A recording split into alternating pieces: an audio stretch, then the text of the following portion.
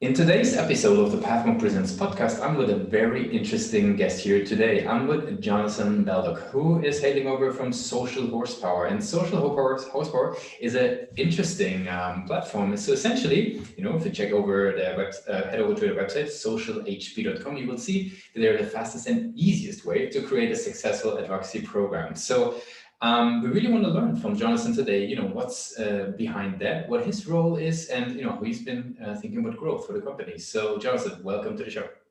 Hey, thanks so much. I appreciate you having me on. Very cool. So maybe give us an overview in your own words. What is Social Horsepower all about?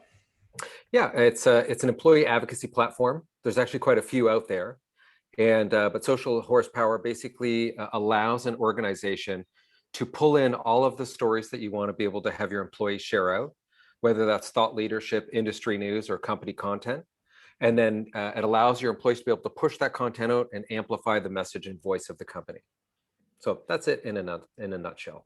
Very succinct and very clear to understand. So what would be the main sort of customer base? Is that enterprise? Is that even smaller companies making sure the employees communicating in a sort of coherent way? Like what types of companies are you working with? Yeah, so the smallest companies we typically work with have 25 employees and more. And then we definitely deal with enterprise clients as well, so that have tens of thousands of employees. So the use case is applicable really for organizations that want to get their voice out on social. It's a less applicable if you're a one-person shop, unless you have customers that can act as advocates on behalf of you, or if you've got distributors or resellers. So that's another avenue that we work with.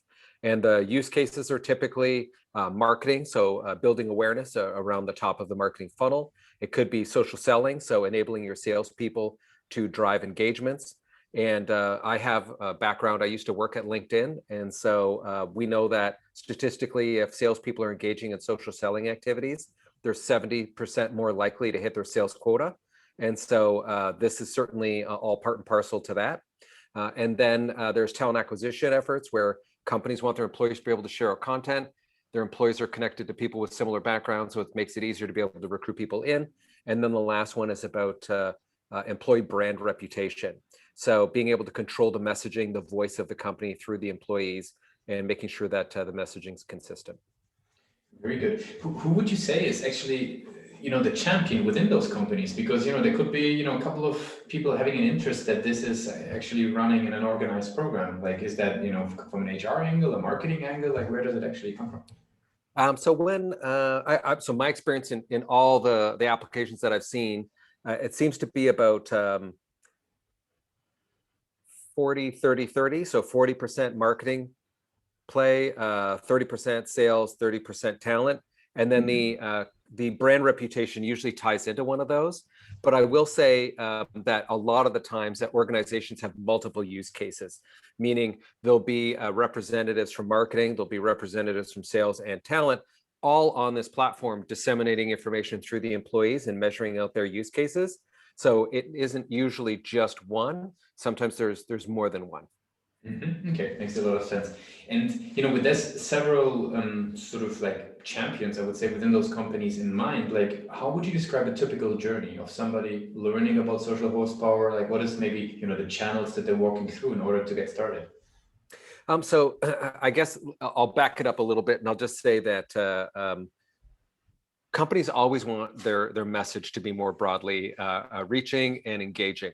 And then since COVID, with lockdowns and face-to-face meetings being less common and obviously dried up completely for a little while, a lot of companies have been struggling to get their messaging out there, get their sales teams engaged with clients, etc. And so if we look at content, we typically break it into three categories. There's owned, paid, and earned. And owned would be your website. It would be your social channels, your LinkedIn company page, your Facebook page, Twitter account, etc. Those are your own channels. Then you've got paid, which would be if you went to LinkedIn or Facebook or Twitter or Instagram and you said, hey, I want to do this targeted campaign and I want these people to see it at this level, in this location, from this industry. They'll do those programs for you. You pay the fee. You pay, maybe your average cost per click on Twitter might be 50 cents and on LinkedIn it could be $3. but they'll run that program and typically they're very successful. And when you do those programs, you're usually asking somebody to do something. So you've got an ad campaign. It's an action you want them to take, like download this white paper, come to our website and look at our product, buy this product. There's some sort of takeaway. When you are communicating through employees, it's an evergreen channel, meaning it's always on.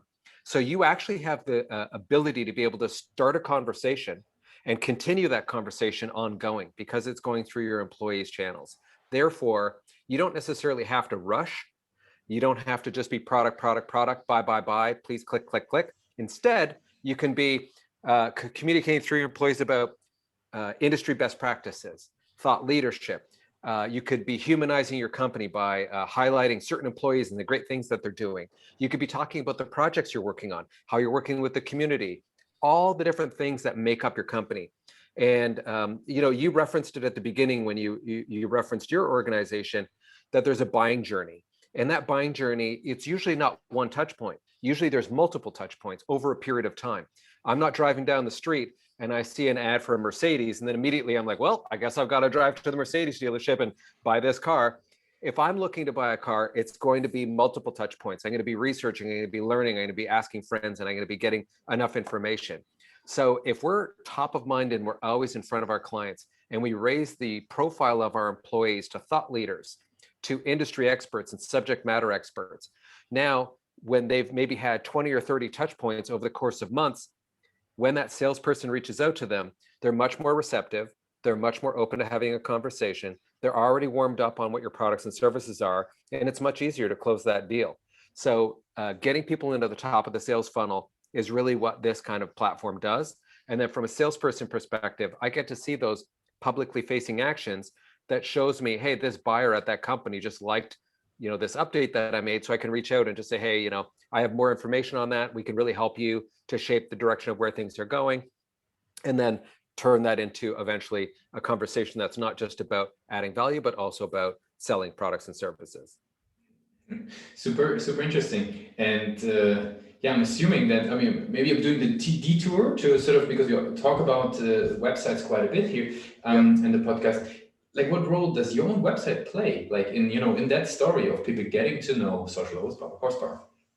Well, so we've definitely broken down into the different use cases. And when people come and visit our site, we think that we just actually released a newer version. So it should be pretty compelling, where when you go through, you can actually see the story of what your use case is. So if you're a sales leader and you want to see how will this affect sales, there's client success stories and case studies all in there. And it's very easy for them to be able to click and start doing a demo or click and test the platform out themselves. So there's a free trial available in the platform. But the net of it is really about building an understanding and a knowledge so that way they have enough information to be able to either say, hey, I want to take that step forward and have that conversation, or get enough knowledge where they at least know how we're different than our competitors. And there's a couple of things that are about our platform that make us very unique and very different than the rest of them. You want to point out some of them? I'll point out the biggest one. So as I mentioned earlier, I used to work for LinkedIn. LinkedIn actually had an employee advocacy platform called LinkedIn Elevate. They decided to sunset it, and if you're interested, I can explain why. But the short of it is they were going to make way more money if they got rid of the platform than if they kept it. And so they decided, instead of making 50 million, let's make billions. And so they went for the billions option. So when they sunset that platform, that opened up the market, obviously. And there are a lot of competitors. So the industry average for this kind of platform for usage is 20% monthly active usage, meaning if you have 1,000 employees that are on a platform like this, 200 of them will actually log in and do something. 800 that signed up will not.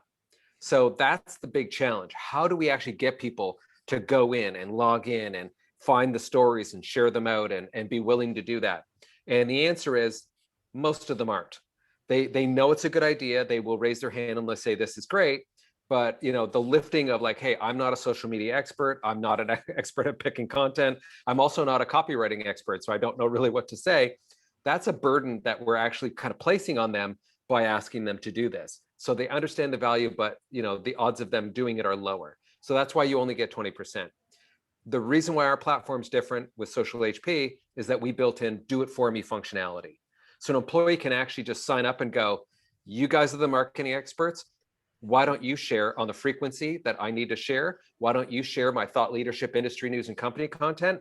And I can just wipe my hands and say, I'm doing a great job because I'm participating. I'm driving value for the company. We're driving value for me as an individual. I can sell more, but I don't actually have to do any of the lifting. And that's the difference. And so our average customer has 80% monthly average usage. And we actually have a handful of customers that have 100% active usage. And that's because all the employees just said to the curators, you guys are the experts, please take care of it. And so the handful of people that want to go in and do it, they do, but the rest of them can just kind of wipe their hands of it and say, let the experts run the show. I love the approach. It seems where some, a theoretical idea was really doctored and looked at and how it turns out in reality, and you guys found a way to actually make it people participate. Super, super interesting. Yeah, it makes it a lot more practical. And I'll give you a couple other quick stats. If we take a small company, for example, that has 50 employees, that company that has 50 employees on average on LinkedIn might have 800 or 1,000 followers. And that includes the 50 employees that work there. So if they do a company page update, 800 or 1,000 people see it in their news feed. But the average person on LinkedIn has 800 connections. So if I get one employee to share that story, I've now doubled the reach of the company. Well, 50 employees can reach 40,000 people. So what would I rather have? Reach 800 or 1,000 people or reach 40,000? Well, I'll take the 40,000. So that's that value. And then that means I can now compete with much larger companies with only a small number of employees because I don't need to have all those followers because my employees do. And what's the size of a company that has 40,000 followers? Well, usually it's around the size of 2,000 employees. So your tiny company of 50 employees can compete with a big company with 2,000 employees just by communicating through them. So it's the great equalizer. Very cool. Super interesting. Makes a whole lot of sense. You mentioned you actually were redoing the website a while ago. Like, sorry to do the detour on the website. I'm Sure, just so curious let's go back to it. what you guys are doing there. So, what would you consider is the strength now that you've redone it? I think first of all, the messaging's much clearer. The UI is much better looking. So as soon as you go to the website, I think it's on par with the industry leaders.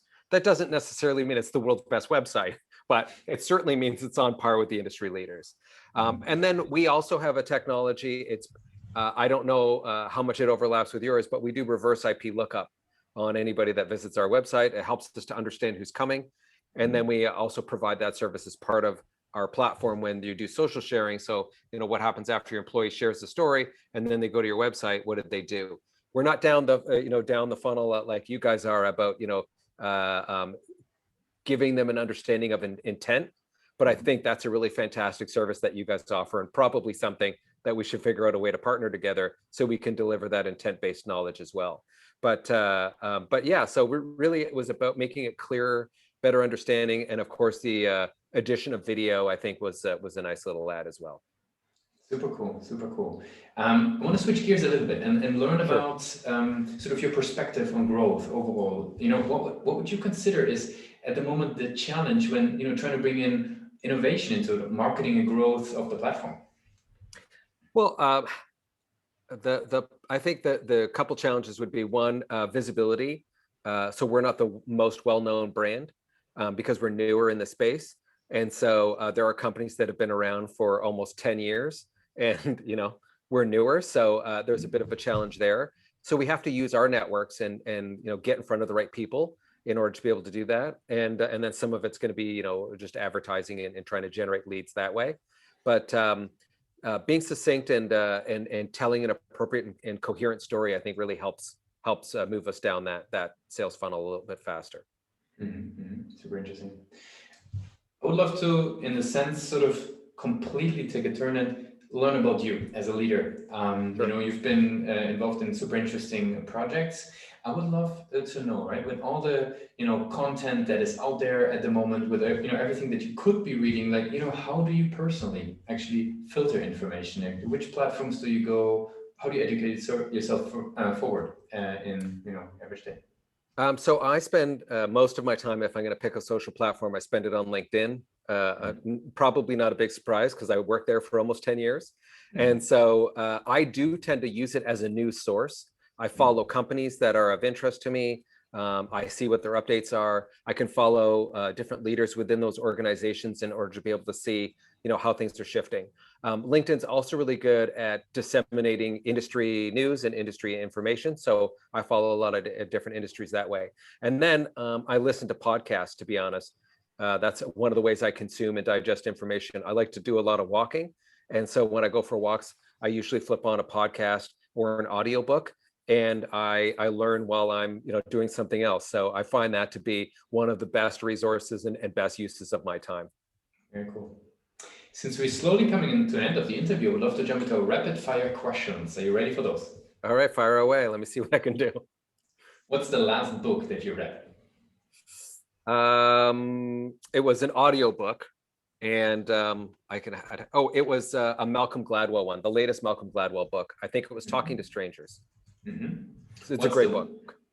Okay. What's the one single thing that your company is focused on the most at the moment?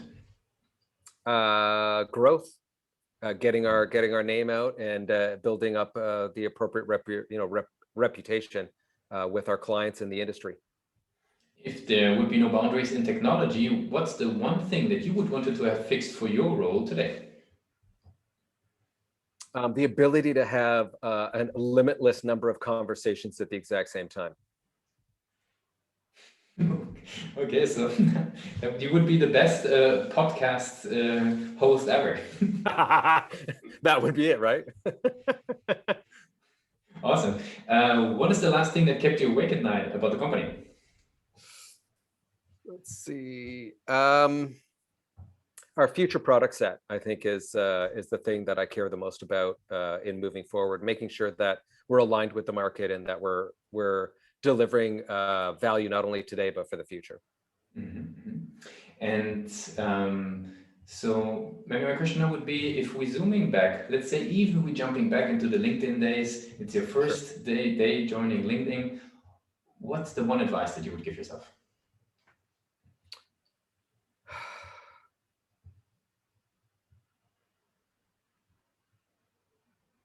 It's a good question.